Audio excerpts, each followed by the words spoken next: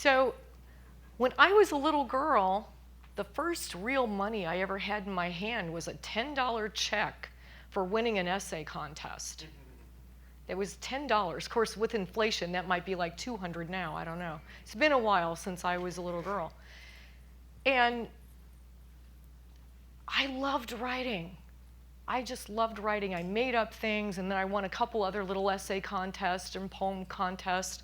I loved it. But high school, and especially college, just took the joy right out of it for me. And I didn't write again for a long time.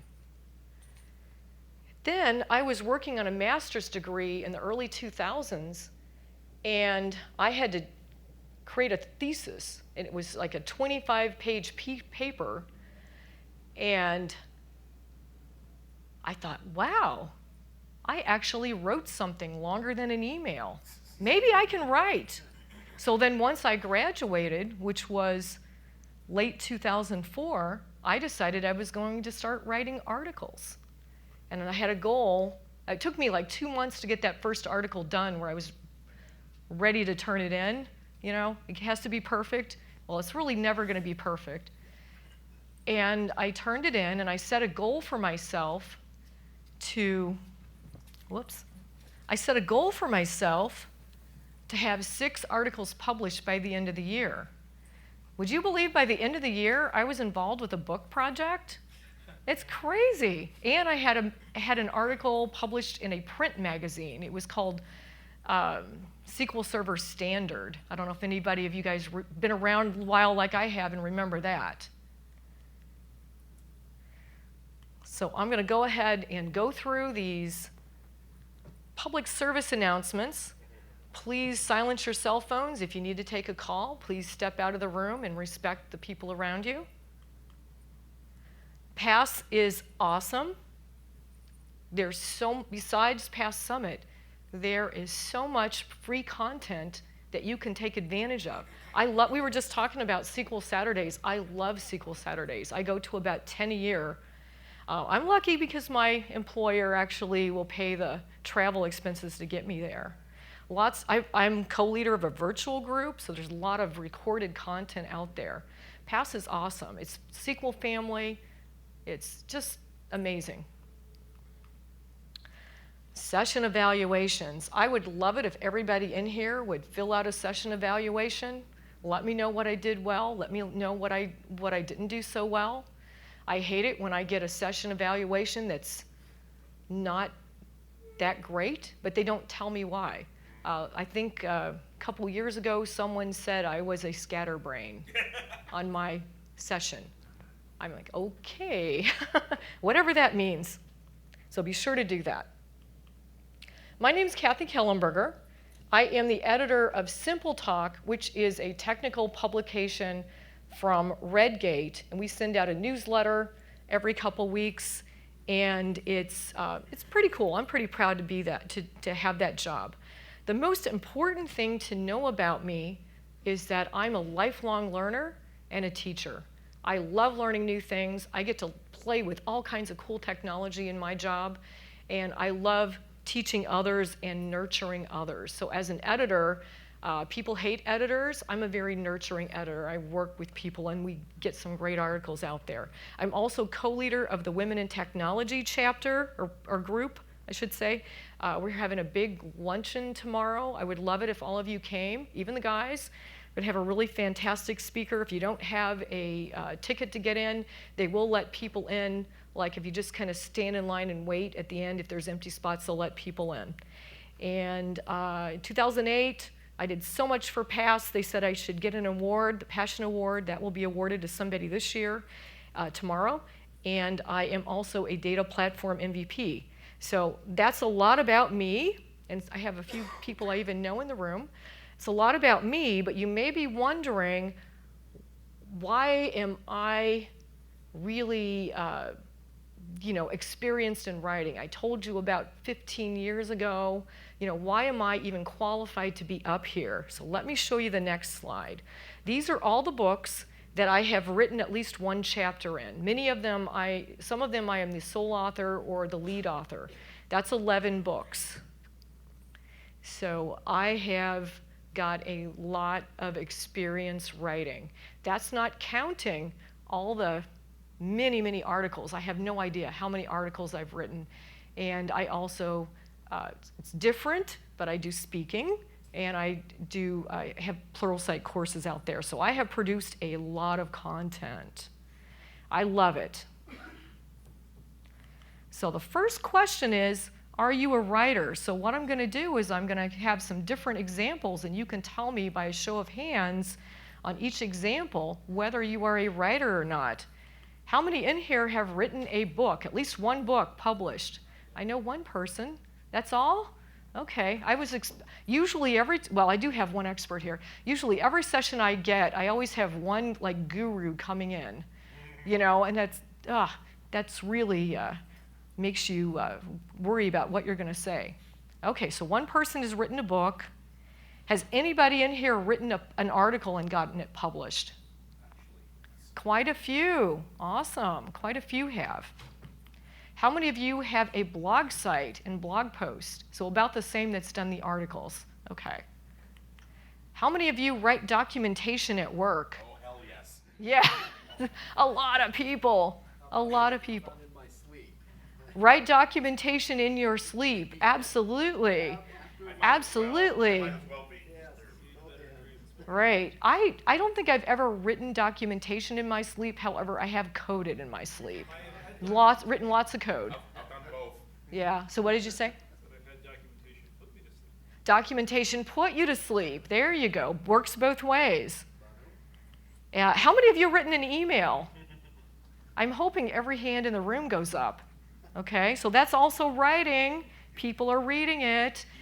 Your message, can you get that message out there clearly? What happened to me once I became a published author, I started paying more attention to my emails to make sure that my message was clear.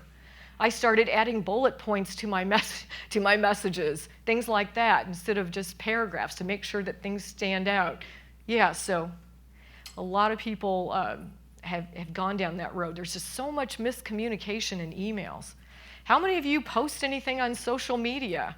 I just probably everybody in the room. So the problem I have, I understand the difference between there, and there, it's, and whatever. But when I'm writing it real fast and click post, I forget to check it. And then later I'm like, whoops, that's embarrassing. I know the difference. So everybody in here is a writer, but you're probably in this room today because you want to take it to the next level and you want to get some pointers on that. Is that correct? Make sense? All right. All right, so today, what we're really going to talk mostly about, we're going to talk a little bit about blogs. We're really going to talk more about books and articles. I have a feeling that that's mostly what you want to hear about. And why are you here? Why do you want to write? So I have a list of things that have influenced me, but before I get to that list, I'd like to hear from you. Can anybody tell me why you want to write? I bet our list might overlap. Anybody got an idea? Why are you here, Ray? I enjoy it. He enjoys it. That is a fantastic reason. He enjoys writing. Anybody else? Yes? Helps me to learn the topic or whatever I'm writing about. That is a fantastic reason. Help you learn more about the topic. Absolutely. Yes? I would like to share. He would. Speaking and writing, sharing knowledge. Sharing knowledge by speaking and writing. Absolutely. Yes? I like to take difficult topics and present them as clearly and intelligibly as I can. So that is a fantastic. Take a complex topic and communicate that so everyone understands it. Yeah, that is a gift. That is absolutely a gift. So for me, just along those lines, I was a pharmacist before I became a developer and then became a DBA. And then on, all these different things I've done in tech. But I was a pharmacist first. And when you're a pharmacist, I don't know if they all do a great job of this, but you have very complex information that you need to share with people at all over the spectrum of education income and everything. And I feel like those years, especially working in retail, I was able to develop that skill, you know. So that's, the money was good and that particular skill was good, but otherwise I hated it. I belong in tech. I really belong in tech. Okay, so some things that I came up with was establishing your brand. That was in the title of this session. So what in the world does this mean? So I have some little grandkids. When I take them anywhere in the car and they see the golden arches, it's so cute. The little ones. They say, "We want to go to Old McDonald's." It's so cute. They call it Old McDonald's. If you have kids, they recognize all these brands, right? Or even as, you know, I work for Redgate. Redgate has a reputation. It's a brand, but has a reputation of being very open and, you know, with the community. So companies have to have a brand, right? A reputation, a message, a goal. And we can do the same thing for ourselves. We can, how do we want to be seen by the community? What is our reputation? How can we advance our goals to where we want to be in 5 years or 10 years or whatever? So my particular brand, many of you know me as Aunt Kathi. Anybody ever hear of Aunt Kathi? No? Nobody, huh? No, but a couple people. So you, because you know me. Yeah, we see each other at Sequel Saturdays. Yeah. So back in the day, it must have been around 2005, everybody was getting Twitter handles, and I didn't know what my Twitter handle was going to be. And then I found that when I went to family get-togethers, all these little kids would run up to me saying, Aunt Kathi, did you bring cupcakes? Did you bring cookies? You know, all these little kids would come running up. And I finally said, you know what? I think that should be my Twitter handle. And so that over time has become my brand. Fortunately or unfortunately, about 2 months after I came up with this, I found out I was going to be a grandmother. But I didn't change it to Grandma Kathi because I don't want people coming up and saying that to me. Grandma Kathi. That's what my granddaughter calls me. So some people don't care about establishing a brand. If you are, all you care about is earning a living, going in, putting in your day, coming home and forgetting about it, you've got other things you care about, that's not a bad thing. But I have a feeling the people in this room are interested in doing more and getting to that next level. So that's one reason. Back in 2004, I was at my second past summit, and there was a session by this gentleman, amazing speaker, named Wayne Sheffield. And he's amazing. So some of you know him. Haven't seen him for a few years. He's probably retired. He had a session called How to Make a Name for Yourself. That's kind of the same thing. I don't know if establishing your brand was a thing back in 2004. It might have been. But I went to that session, and that was 2004, that's about the same time I was thinking about writing. And he really kind of gave a recipe for becoming a SQL Server MVP.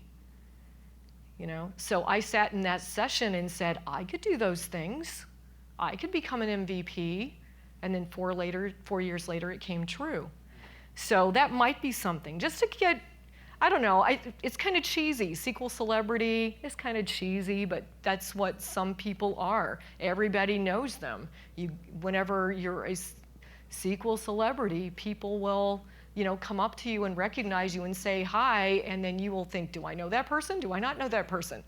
You know, so it is something that can happen. And in my case, I sat there in that session and said, I will be an MVP someday.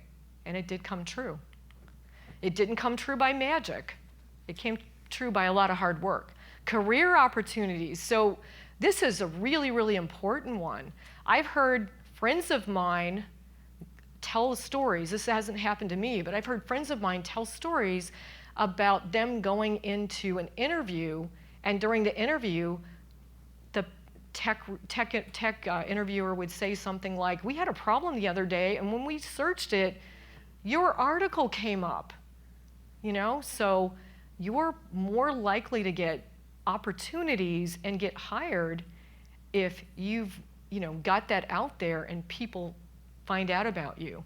I have to put on mine, recruiters, please do not contact me. I am not interested in changing jobs.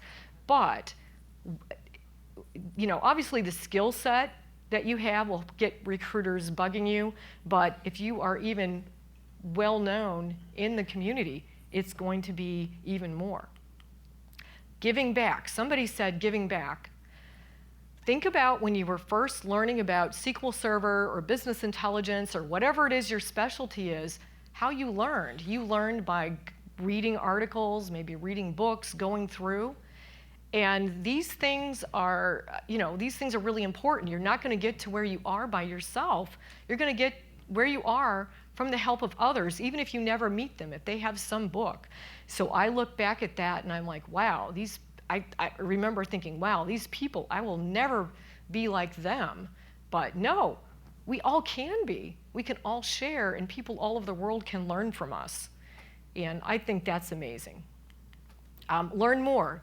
Lady in the back said she wants to learn more about a topic. When you are writing something, it might be something you're very familiar with, but you say, oh, this happens to me all the time.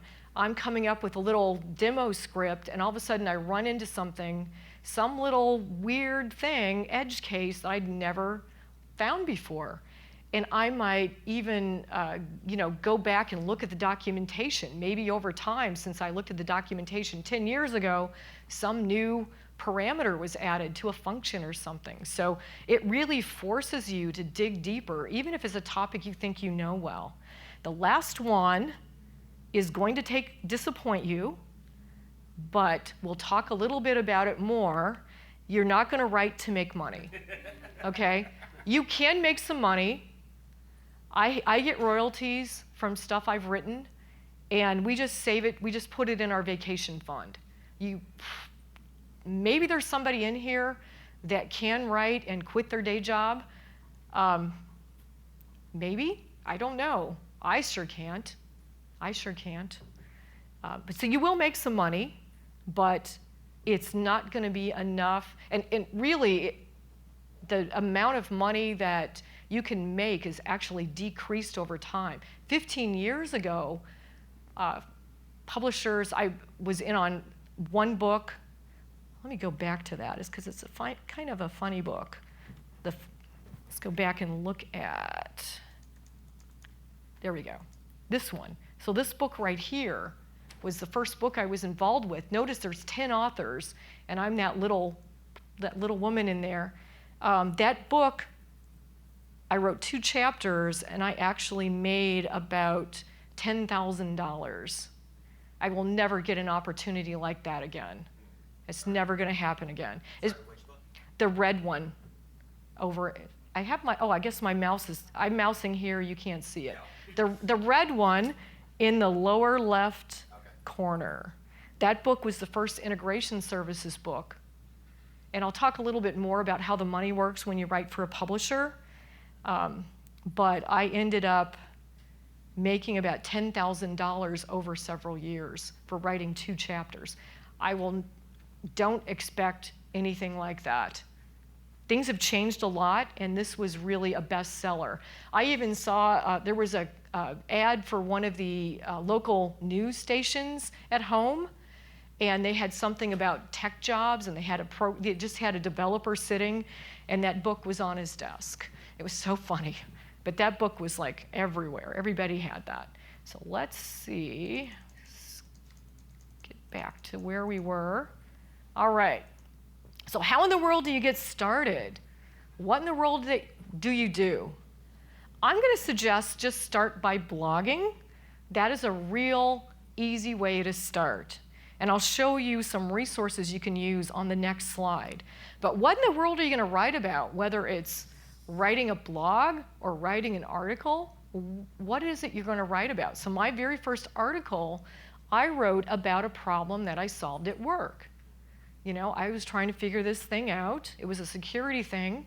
And I said, hey, this might be a great article. All right? So problems that you've solved, How do you learn how to solve problems? A lot of times you go and Google it, and you find articles that other people have written. So same thing. They were kind enough to share what they learned. You can do the same. Oh, they both popped up. I must have hit it twice. New things that you've learned. Here's an idea. What if you went to a session this week and you're just blown away by this new thing that you learned? You could go back and blog about that. I'm not saying steal from that presenter. I have an idea that maybe you could say, hey, I saw this session by whoever it was, and I learned this cool thing. And, come up with your own example. That would be a great thing, something new that you learned. Or something that you want to learn. Back several years ago, I don't know, anybody in here know anything about Kerberos delegation? Are you scared of it? So it's a security thing that DBAs should know about, but they usually don't. Some do, not all.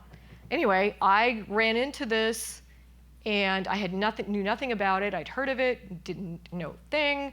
Spent a weekend trying to figure it out. I didn't find any good resources, so I just made a commitment to myself that I was going to start producing some content around that topic. So that forced me to learn it.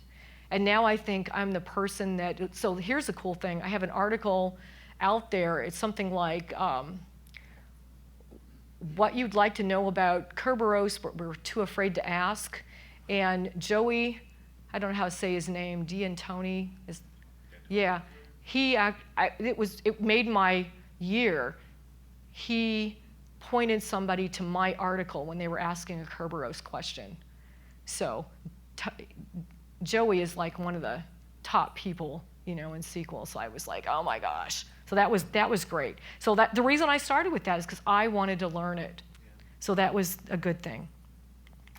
So let's talk about writer's block. I want to write. I have an idea. I have a book contract, or I have an article I want to write, but I just can't get started.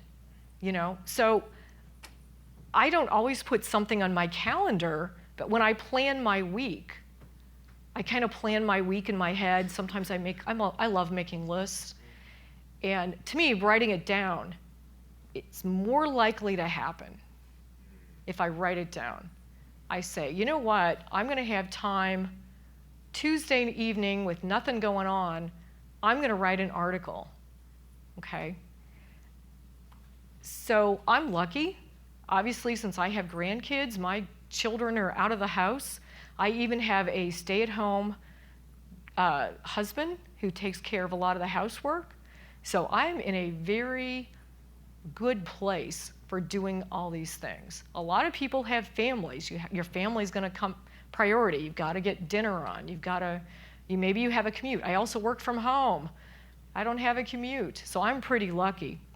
But even when I did have those things, when I did have to take care of the kids and commuted, I still managed to write. I don't know if I'm just a nerd or what, but I like doing it.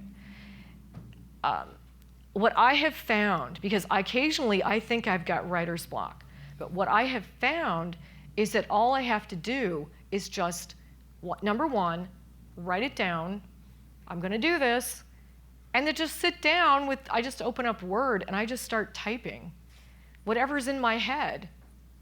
I have to write a lot of editorials since I am the editor of Simple Talk. And sometimes I have an inkling of an idea. I just start, it's like my fingers know what to do. What I really think is that you just have to sit down and do it. I've heard of some authors, especially in the fiction genre, that just say, I'm going to write, even if I don't have something going on, I'm going to write for an hour or 2 hours every day, and they just sit down and do it. It's like I have to get in the zone. It's kind of like inertia. I'm doing some cleaning. I would rather this would never be true for me. I want to keep cleaning. Okay, I don't want to stop cleaning. I'm doing this thing and I want to accomplish it. Yeah, if you said me and cleaning, no. Once I start writing, once I say, oh, I have got to get this chapter turned in, once I start doing it, then that's the inertia. Then leave me alone. I'm in the zone. I'm in the writing zone. So I just feel like it's just getting started. Just getting started and do it. Maybe make a commitment to yourself. Every day, I'm going to write, 100 words. I don't know what it's going to be about, but just get in the habit of doing that. Whatever comes to your brain, just start writing it. So that's kind of my advice on writer's block. So there's lots of ideas out there. I think you just have to do it. I'm lucky. I have the husband that takes care of most things, and no kids in the house, except when the grandkids are over. They're over a lot. All right, so blogging. If you are interested in blogging, if you don't have a site already, what you can do is get a free, you don't have to spend any money, you can get a free WordPress, and there's lots of other things out there. These are just the things I know about. You can get a free WordPress.com, and it's got a lot of cool little add-ins that you can use. You could also have a hosted blog. There's lots of places to do this as well. The place I'm most familiar with is SQL Server Central. One of the advantages of doing it on SQL Server Central is you're going to get, hundreds of thousands of people. That's the audience. Hundreds of thousands of people at SQL Server Central. When you're starting your own blog, you may not get as many people looking at it. So that's an advantage. You can also, if you do WordPress, I'm assuming some of the other free sites, I just looked it up before I came to the session. My domain name costs me about $15 a year. I don't even notice that. So I have AuntKathySQL.com. My problem is, since my job now is mostly writing and editing, I don't get out and post on my own blog that often like I used to. So it's like the cobbler's family shoes, right? I don't do that as much. Once you do have blog posts, make sure that you promote them on social media, Twitter, LinkedIn, Facebook, wherever. And I know, at least on WordPress, there's some little settings that you can have it automatically go out there. I kind of made the mistake the other day. I just wanted to put a post out kind of promoting PASS Summit, my sessions here, and that my book came out, and a couple other cool things. And I unfortunately made the title News from Aunt Kathy, and it automatically went out to Twitter. So people probably thought I was changing jobs or something. No, it's just the today's news. It's not any big news. So I should have thought more about the title of that. I should have just said updates from Aunt Kathy. The cool thing about blogging is that you are in total control. You can blog about whatever you want. Nobody is going to keep you from blogging on a certain topic, or they're not going to correct your grammar. They are not going to tell you if your code runs or not in your code samples. However, you will get comments telling you those things. So you will get people telling you. I had one, it was a T-SQL Tuesday, which is a kind of a blogging thing. Every month there's a special topic, and I thought I was really smart and came up with this really cool solution to a problem, and then somebody posted on my blog, they had a real simple way to do it. And I was like, oh, I didn't even think of that. That was okay. I learned something new that day. Here's a really important thing. No matter what you do, when you are writing and presenting, you need to check with your company. Your company may have some strict rules about this. You may have to clear everything through a legal department. I knew one guy who, years ago, he was actually the son-in-law of one of my friends. He wrote a book, a really cool book. I think it might have been on Java or something. Really smart guy, but he wrote the book. He got permission to write the book, but they didn't tell him that if he wrote a book, that all the royalties had to go to the company. So he spent all that time, evenings and weekends, writing this book, and he didn't see anything from it. So that was really disappointing. So make sure you know up front. Whenever I was starting out writing, I worked for a big law firm, and what I did is I just went to my manager and showed her my first article and said, this is what I'm wanting to do. I'm wanting to write. And she looked at it and she said, that's okay, because I didn't mention where I worked. I didn't mention that I worked in a law firm. I was just talking about SQL Server.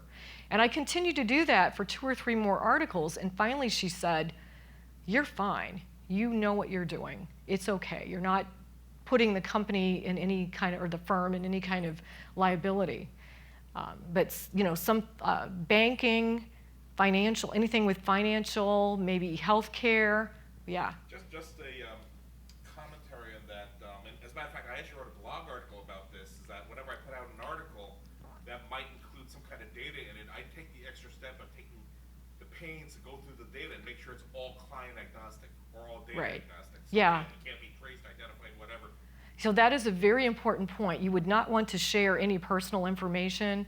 Typically, what I do is I would not use any databases from work or any tables from work. I would just either use AdventureWorks or come up with my own.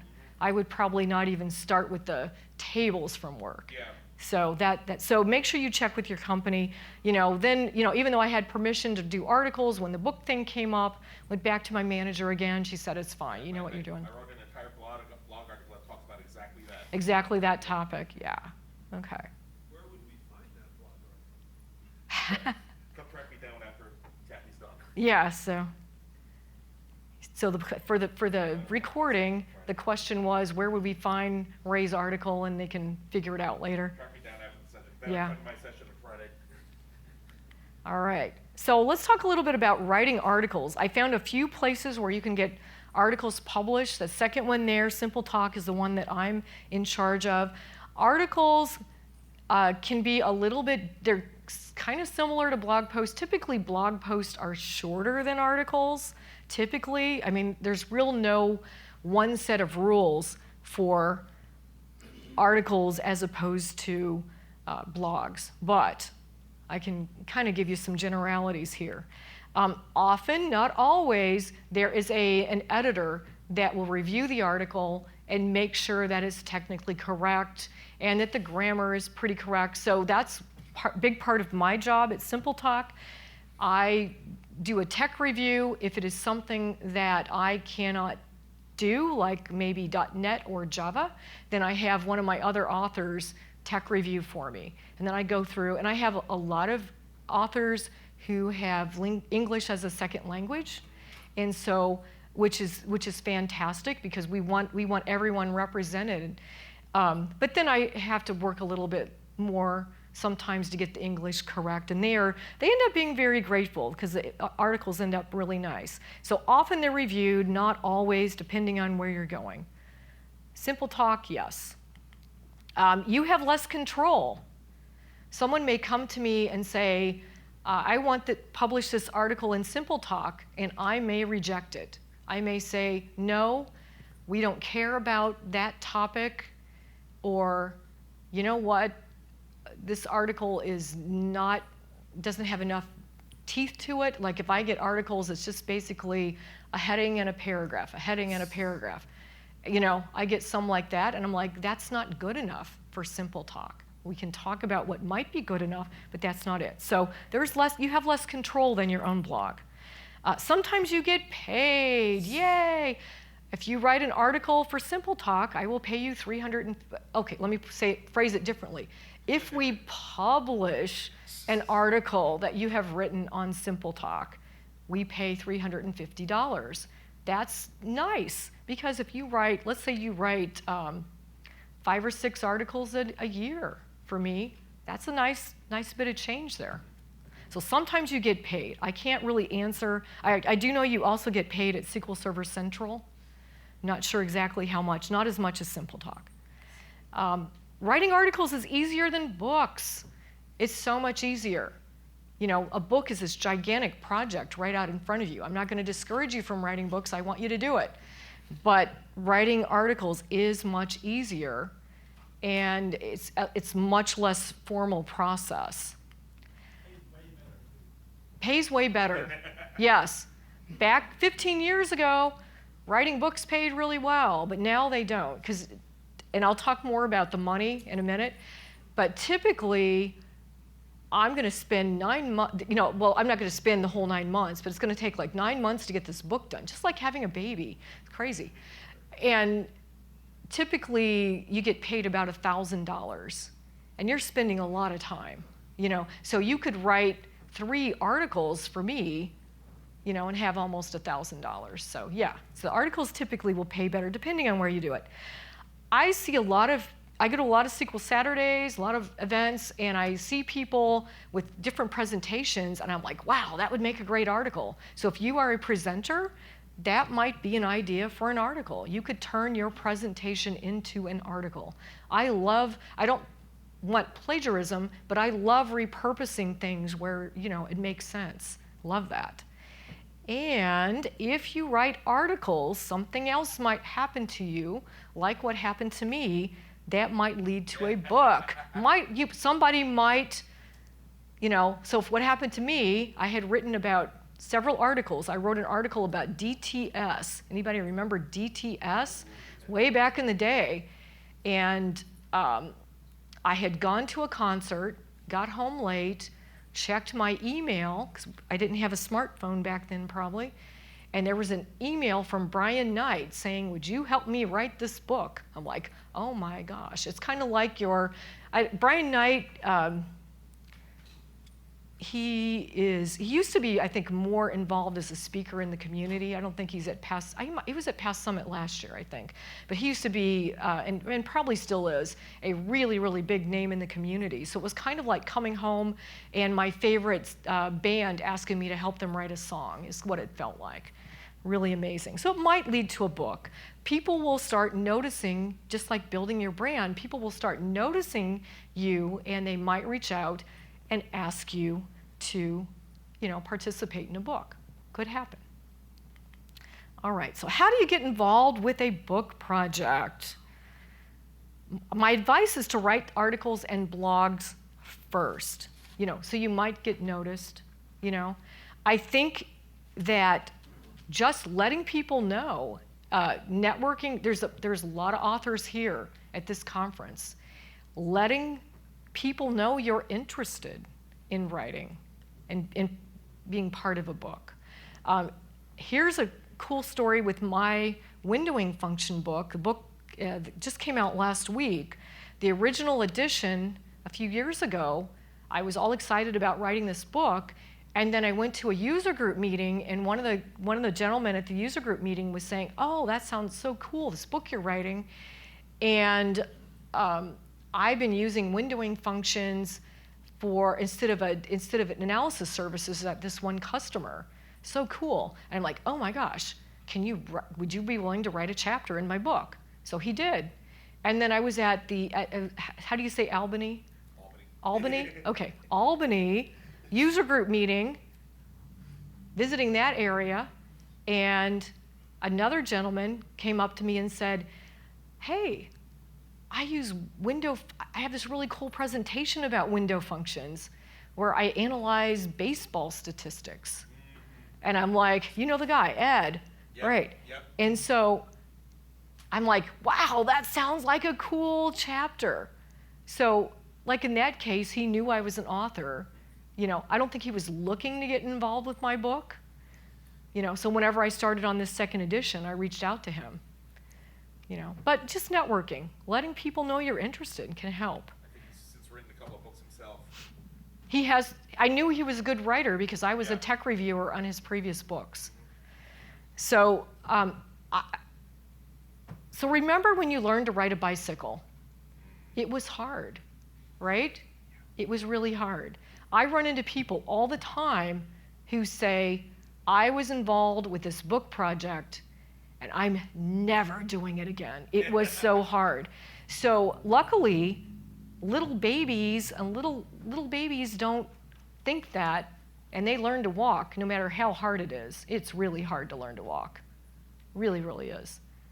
But just like anything else, the more you do it, the better you'll get at it. So I would say if you get involved with a book project and you're doing one chapter and you feel like it's really hard, and don't say, just remember Aunt Kathi telling you this. Think about the little baby learning to walk.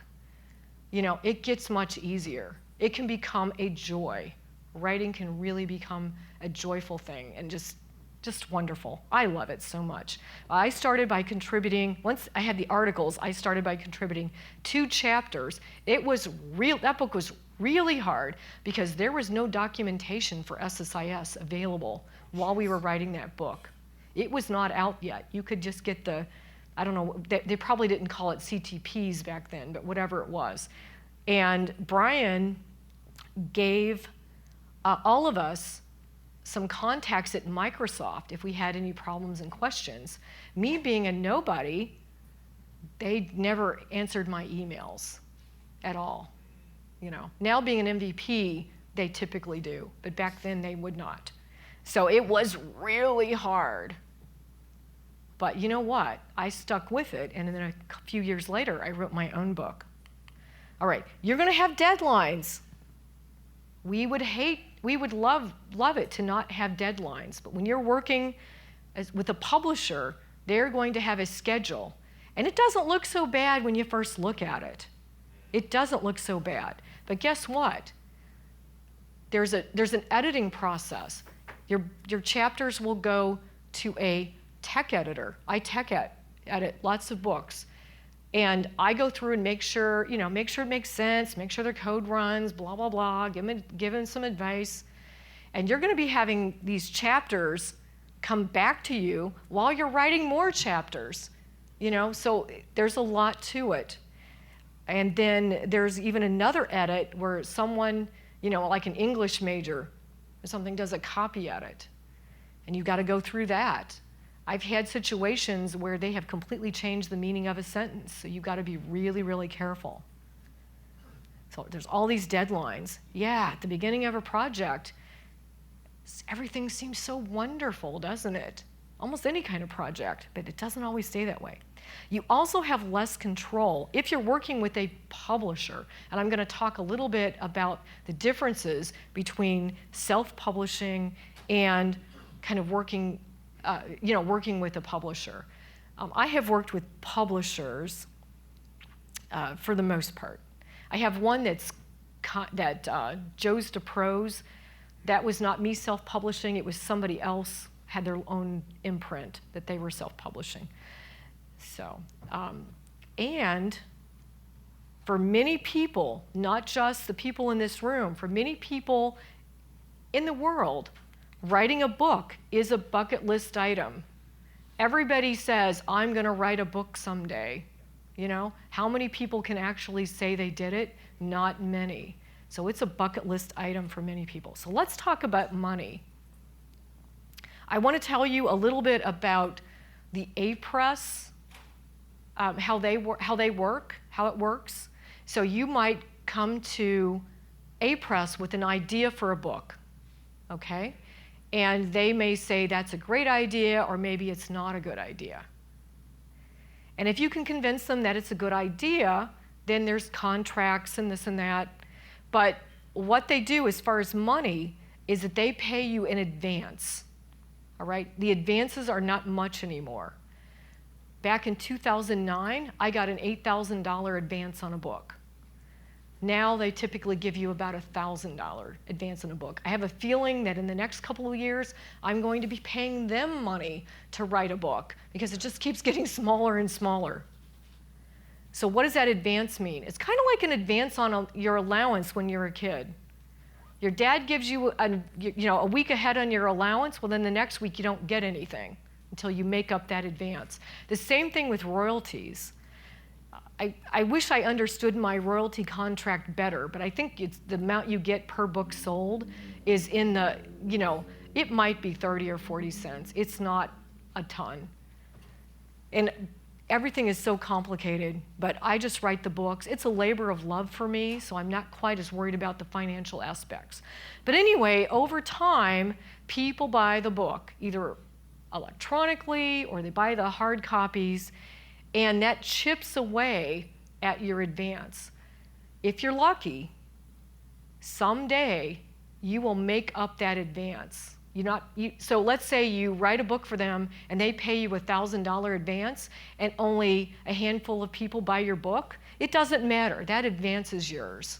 You do not have to give it back. All right? And again, I'm talking about A-Press. Rocks, Wiley Rocks, I've also written for. They operate kind of the same. So once you meet the advance, then you can start getting royalty checks. But then they're like really picky. They say, oh, we're not going to send you a royalty check unless you're getting $100 or more. So it seems like a long time before you get those royalty checks. So I've been writing for A-Press since 2009, and I'd say last year I finally started getting royalty checks that were, substantial. And I believe it's on a quarterly basis, that it might be $300 or $800. Of course, I got a lot of titles with them. So any questions about that, about the money? And that's really not why we're doing it anyway, right? We're doing it for the love. That's why we're writing. Let's talk about publishing and self-publishing.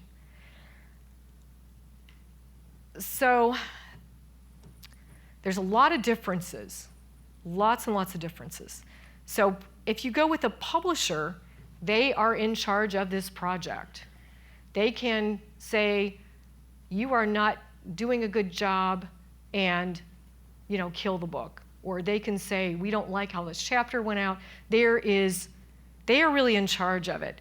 I think you've got a lot of leeway with it. But I think maybe especially when you're first starting out, they are really in charge. When I wrote my book in 2009, Beginning to Sequel, the book that was already in my head, because I taught that class, and I still teach it, I wrote 3 chapters. I had a deadline to get 3 chapters done. I wrote those 3 chapters, and then they came back and they didn't like it, and I had to start over. And then they complained that I was behind schedule, and can we bring another author in? And I'm like, no, I can do this. You just rejected everything I just did, and I'm starting over. So it worked out. It worked out. They have someone who manages the project for you, that makes sure everything happens. That's kind of nice. There are editors, so they will pay a lot of times other authors that they have to be tech reviewers. They have artists if you need it. Sometimes I create a little graphic. Most of my stuff is screenshots from, my query results, but sometimes I've done some little diagram. Often they will recreate that diagram, making it better. I am not an artist at all. Yes? You've mentioned a little bit about how much you've been paid to write. Yes. Right? How about as a tech editor? What is that? Okay, great question. How much do tech editors make? Right now, A-Press is paying $2 per page. So I just reviewed a book over the summer, and it was 202 pages. So I haven't made the money yet, got the money back, but it's like $404. And if there's like a chapter that you've got to go through multiple times because there's a lot of problems with it, you can, charge multiple times. I didn't do that, but yeah. So you have these resources. You don't have to pay for them. It's part of the process. They also take care of marketing and publicity. Of course, you want to have your own publicity. Whenever you're giving a presentation, you want to make sure you mention that book. Or when you're, in your bio, you want to mention that. In your email signature.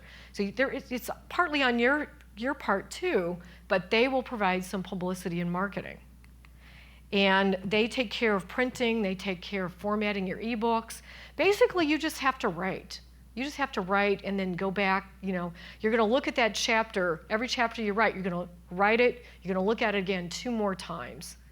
Again, that's A-Press, and I think probably the same with Rocks. And you're going to get that royalty advance that I talked about. Typically, what they're doing now is waiting until the book is done before they pay it. Back in the day, they used to give you, like, after 3 chapters were done, they'd give you a little bit of it. You kind of get it along the way, but they're pretty much now waiting till the end. So self-publishing. If you self-publish, guess what? Just like a blog, you are completely in charge. Whatever you want to do, you are in charge. Unless you pay someone to tech review for you, or have a friend who will do it, or a friend that's good in English, you know, you're responsible for all that stuff, or you've got to pay someone to do it, you know, or get a favor, turn in that favor, or call in a favor, I should say. You might need some cash up front to make this happen. You know, it's possible. And there are self-publishing companies out there that you can go. So you can go with them.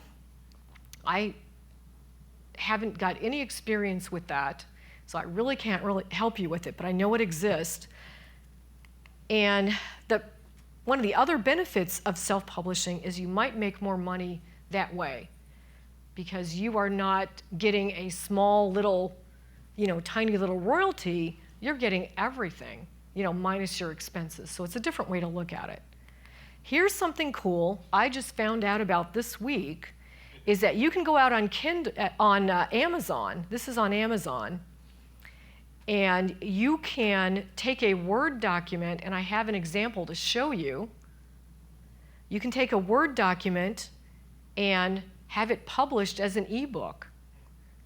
And I'm not going to name names, but there's someone in this room that has done that and made actual money. The name might be on the screen. Jason over there. So he's actually done this, and you've made like about $5,000, something like that. Yeah, so it can be done. So what he did is he had 21 days of SSIS on blogging, and he just put it together, cleaned it up, put everything in Word, cleaned it up, made sure that the chapters linked, and uploaded it, selling it for $3 a copy. And you can also get it made into a print book if you like. He did not. Did you have anybody tech review? No, just comments on the blog. Just comments on the blog. So he used comments of the blog for his tech review. So he basically was in charge of the whole thing. He didn't really have any money layout, as far as I know, and it worked pretty well. But he doesn't have all the fancy stuff at the beginning of the book, and he doesn't have an index. But that's another thing, that index. That's another benefit of going with a publisher. So I go to 245, I think, right? Okay. So let me show you Jason's book. I actually have it. It's in the Word. You sent it to me in the Word format, but that's okay. But that actually might be more interesting. Oh, Siren is annoying. So he created a cover, and it was a template from Word, so nothing really fancy there. He could have gotten a lot fancier, but that's okay. He's got his table of contents. And then if I really scroll down, eventually, yeah, no, well, you know what? It is what it is, and it turned out to be really successful for him. And he is a good author. He also has books with A-Press as well. He's an amazing author. I've learned so much from him, from his books. So then here he has the things that link, and then goes to the end thing. So then he's got all of his chapters that he wrote. So it was probably more effort was writing the blogs than actually putting the book together. It was more effort. So that's another option. I think that's really amazing. I just found out about that this week. So thanks, Jason, for sharing that with us. All right, so what are some other writing tips and tools you can use? Obviously, if you write a book with a publisher, they're going to check the grammar and everything. But I do have a few tips and tools that you can use. What happened to me at Simple Talk is I found out that I was getting plagiarized stuff. People were sending me articles that were plagiarized. And so I found that I could use the tool Grammarly to check that, and Grammarly, I mean, if you're writing it yourself, you didn't steal from anybody, but it also has some really good features for looking for commas, that type of thing, looking for bad wording. It's not, I see a smile over there. It's not as great on text stuff, but it is helpful. So you have a comment about it? I was just going to say, it's like SQL prompt for your writing. It's like SQL prompt for your writing. Yeah, thank you, because that's a Redgate plug. Yay! Yeah, it's like SQL prompt for your article writing. The problem with it, and maybe I need to go in and tweak the settings a little more. The problem is, let's say I'm writing an article about some function, and it'll start giving me suggestions on ways to replace the word function. You know what I mean? So and then it'll I tell it it's a tech thing. Every once in a while, it'll tell me one word out of a code sample is misspelled, and I'm like, really, they all are. None of them are English words, but I use it. It does save me some time because I'm not an English major and I am bad at spelling. I think I'm okay with grammar, but it catches a lot of things for me. So I like using it. There's a free version. You can go out online and you can upload. I think there's some limits, like how many words you can upload at a time. Since editing is my job, I go ahead and buy the subscription. I think it's like $150 a year. Oh, I thought that was like it's motorcycles or something outside. I've given you a lot of tips about writing today. One tip I didn't think about is, start with an outline. You can always change that outline. Start thinking about what it is you want to say, okay? Some of the other things I run into all the time as an editor is paragraphs where every sentence is either really long or really short. You gotta mix it up, okay? And what I suggest is, even if you're gonna start just with blogs, try to develop some good practices on writing. And then by the time you write a book or start writing articles, you'll already have some good habits developed. Take your article or your blog post, don't post it right away. Set it aside for a couple of days. I don't have a tip here about that, but set it aside for a couple of days and go back in and look at it with fresh eyes. You will be surprised at all the things you say, oh, that doesn't make sense, or I used the wrong word there, or whatever. It's like your brain kind of forgets that it's yours. You're looking at it like somebody else wrote it. It was you 2 days ago that wrote it, not you today. Or you can get a colleague to review it. You could have somebody, at work, take a look at it and see if they can follow the steps or see if it makes sense to them. Another thing you can do. I took a creative writing class in college, and this was like the only thing I remember from that. Stop repeating the same word. Well, in tech, it's a little bit harder, but that just jumps right out at me when I'm using the same word. It's not a critical word for the topic. Sometimes with tech topics, it's a little harder. All of this is harder with tech topics, I think, than if you were writing a lot. I forgot, we only had one person write a book in here. I was going to ask if anybody wrote a fiction or short story before. Nobody has. That's on my bucket list. Bucket list. Here's the thing that drives me crazy, is especially the voice. In the same sentence, I'm doing something, you're doing something, we're doing something. What I do when I'm editing articles is I clean that up and I just change, if we're giving instructions, I just say, you do this, you do this, you do this. Like someone will say, our,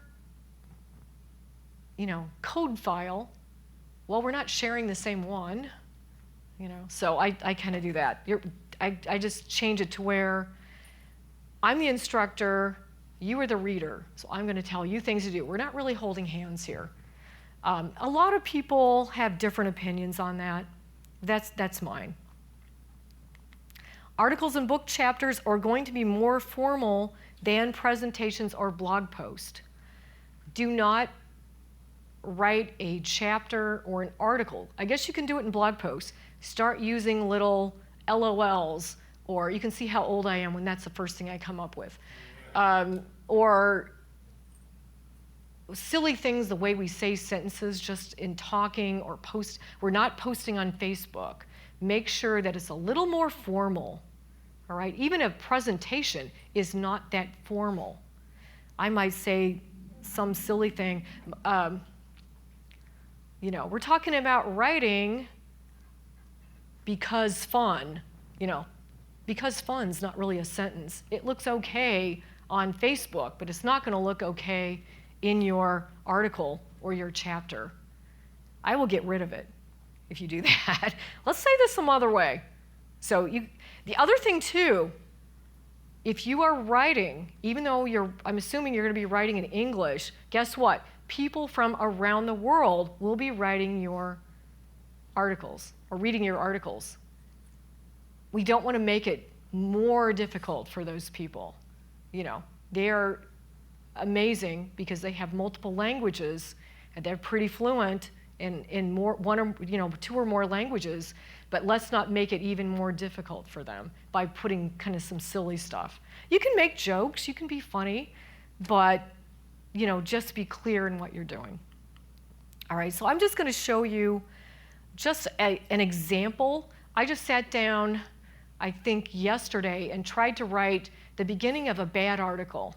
And I'm drawing from examples that I've seen, and you can help me pinpoint those. Pretty much every session I gotta have some kind of demo, don't I? All right. Not Jason's. Jason's is awesome and really good. So I'm gonna go here and you see it right off the bat. So we'll just see what people say. I'm not going to tell you what I would see. We'll see if you guys can. Oh, here's another tip. 2 days later, when you go back and read your article that you've written, read it out loud. You will find all kinds of things that feel clumsy when you read it out loud. So here, this is about Widgets 5.0. So the first thing I don't like, I'm just going to throw one out there. I don't like the title. And the reason, not that the title is necessarily bad, it just is not what the article's about. It's just saying, hey, this is amazing. And then we're talking about something else. We're going to talk about creating tables, automatically creating tables with this widget tool. So why aren't we telling in the title what it's about? So that's my. The other thing that I see sometimes are these titles that go like 2.5 lines that are so long. Let's not do that either. We're just going to keep our titles concise and tell the reader what it's about. Here's another tip. I've noticed, especially on my own blog, if I have the word what or how on a blog post, they will get lots and lots of hits because guess what? That kind of matches, how do I do this? What is this? It matches the Google search. So I have some blog posts I wrote years ago that continue to get a lot of hits on my little website because of how the title was worded. It matches exactly what they're typing in. So another tip. So this first sentence, in this post, I'm simply going to tell you a simple way to create mobile apps with Widgets 5.0. Does anybody see anything wrong with that sentence? What do you see, Ray? The first thing that killed me is the word simply. The word simple and simply. Yeah. I see this constantly. That is something that drives me nuts. Yeah. Actually, kind of the same lines. I'm the de facto technical editor where I work, and I see instructions written by other people, and what I constantly see is, please do this, but please do this. I'm like, people, knock it off. Yeah, Number one, it's totally annoying. I mean, by the end of reading this, I just wanted to throttle the author. And number all those two, pleases. I'm like, you're telling people how to do something. You're not asking them for a favor. Right. So I think that maybe the comment came through on the recording, but the idea is don't keep repeating that word like please or whatever. So I had an article the other day that started out like this. You know, it wasn't about widgets, but it was exactly this, simply and simple. So that's the thing, you know, that pops out at me when I first look at it.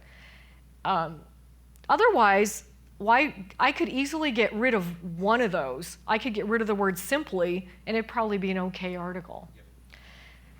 So when I create database tables by writing scripts, and you run those in SSMS or ADS, we get a message stating that the table was created, or you see an error. Does anybody see some things in that sentence that they would check? Does anybody else besides Ray? Because he's got a lot of them. Yes. Why were you and me and Exactly. voice again? If I write a script, you know, and you run it, and we are not going to see it, so I would clean that up. Some people like to just use we the whole time. Well, if you want to use we, stay consistent with it. Was there another one over here? Yes.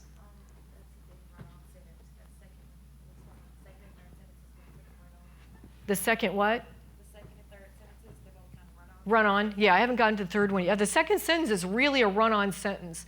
You know, we could take that and make a couple of sentences out of it. Absolutely. Anybody else? Halfway through that sentence, you lost me. Yeah, it's like, what are we? Yeah, it's just going on and on. Yeah. It's more egregious in the next sentence, but I would like to define acronyms. Yes. Yes, define acronyms. What are these acronyms? Absolutely. That's another one. Yes. For me, it's the context of the second sentence.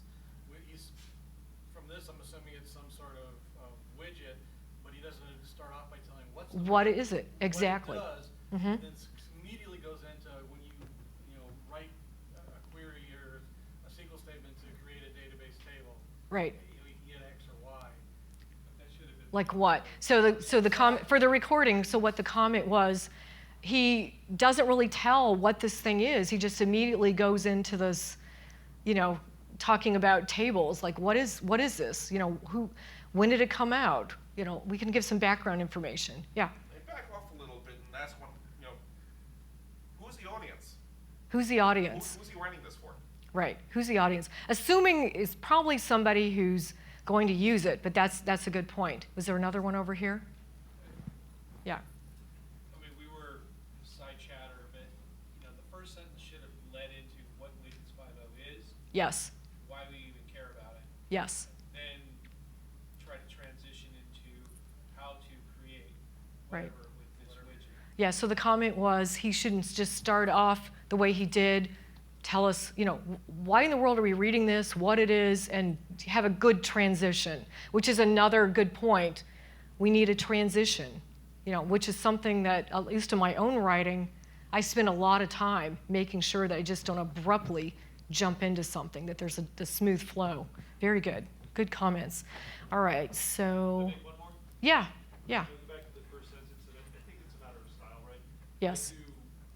When I do some editing, just informally. Yeah. And it's often, I'll make suggestions and then but I don't want to take away the voice of Mhm. the person who's writing. Everybody has their own style. Right. So when I look at this, I'm like, if I start with in this post, Mhm. even right there, I'm like, that's completely useless. Yes. Like, it's not in, well, of course it's in this post. Right. It's not in tomorrow's book. Exactly. It's not in an email I'm about to send you later. It's here. Exactly. So we're just going to look at a couple more because I have more information to show you, and we're almost out of time. Here, we've got this weird thing, what in the world is that? And, this third sentence, it just goes on and on and on, and just some irrelevant stuff, like I've always dreamed about this. I see things like that, Here it actually tells you how long it's been around and what it does. So maybe some of this should have been earlier. But then all of a sudden, we have this image that we haven't talked about. Just plop an image in. And the other problem with this image is they just used some kind of little drawing thing. And, don't do that. Let's use, if you want to just even use paint, you can just make a square around it or a circle around it. That's really ugly. So, tell people, hey, this is what this image is.